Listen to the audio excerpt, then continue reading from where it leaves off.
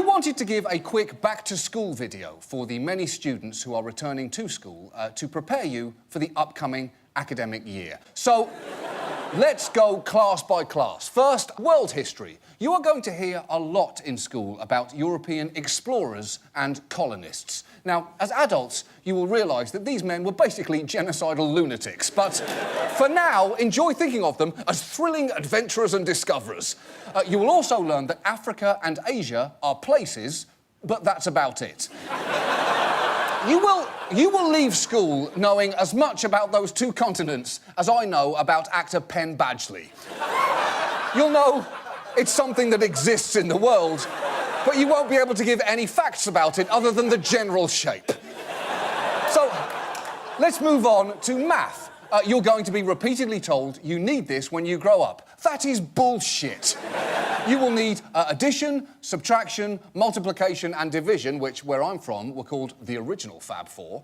But that is it. I'm an adult with a job, and I cannot remember if a logarithm is some kind of exponent, Kenny Loggins' first album, or a method of lumberjack birth control. I don't know. So, ignore it, just ignore it. And move on, English class. This was my favourite, because it's basically just essay writing. You can't be wrong. The biggest mistake you can make is forgetting who dies at the end of a book. So we have made a handy guide to who dies at the end of things. So this will help you. For example, at the end of Mice and Men, Lenny dies, also some rabbits, and a woman with rabbit-like qualities. At the end of Romeo and Juliet, both Romeo and Juliet die, but you actually don't feel that bad about it.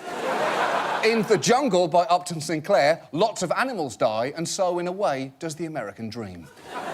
In The Great Gatsby, Gatsby, George and Tom's mistress all die, and the American dream does too.